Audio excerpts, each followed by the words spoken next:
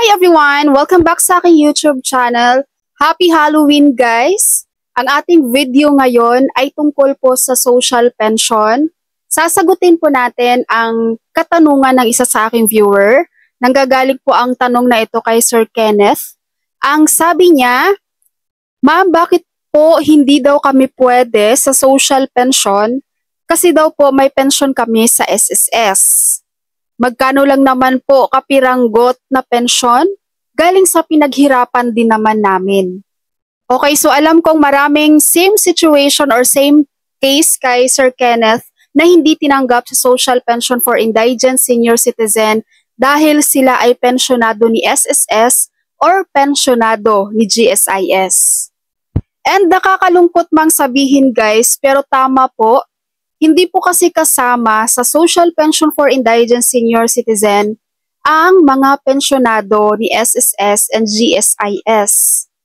Dahil ang kasalukuyan na batas po sa Pilipinas ay ang Social Pension for Indigent Senior Citizen. So wala pa pong batas kasi para sa social pension sa lahat ng seniors. Kaya itong Social Pension for Indigent guys, isa sa mga requirements kasi dyan, dapat hindi ka pensyonado ni SSS and GSIS. Okay, so ulitin ko po, currently sa kasalukuyan, wala pa pong batas sa Pilipinas na social pension para sa lahat ng senior citizen. Kung merong magsasabi dito na approve na ang universal, yes, approve na po ang universal. Sa third and final reading pa lang guys. So ngayon, ang universal social pension, yun ay lahat para sa lahat ng seniors yun, walang pinipili doon. Ang problema lang, itong Universal Social Pension po, nasa Senado pa po ito. Hindi pa po nila ito napapag-usapan. Dahil once na napag-usapan to sa Senado at approve sa kanila, pipirmahan pa to ni BBM bago siya maging batas sa Pilipinas. So perfect example ko dito guys, si Papa ko. Dahil si Papa ko, hindi po siya qualified sa Social Pension for Indigent Senior Citizen. Kahit hindi siya pensyonado ni SSS, pero hindi pa rin siya pasok guys sa ibang qualifications for Indigent Senior Citizen. So unang reason doon, meron siyang anak na teacher, single pa, na nagsusupport sa kanya. And kaming mga anak niya, sinusuportahan din naman namin siya. So hindi siya pasok talaga sa Indigent Senior. Pero may natatanggap pa rin na monthly yung papa ko. Yun po ay local social pension at galing po yun sa LGU ng Manila.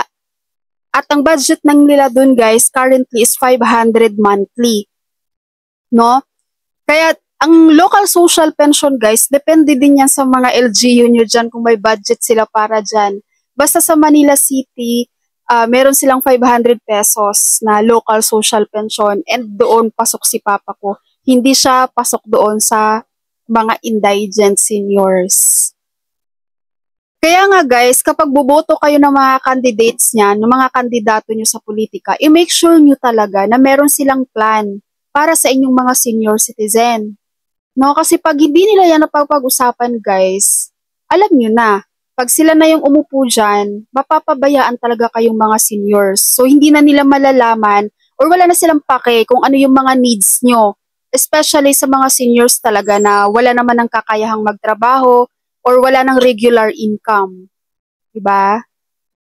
Okay po, so Sir Kenneth at yung iba pa dyan na same case kay Sir Kenneth, sana po ay naintindihan niyo po yung explanation ko dito kung bakit hindi po kayo sinasama sa social pension for indigent senior citizen.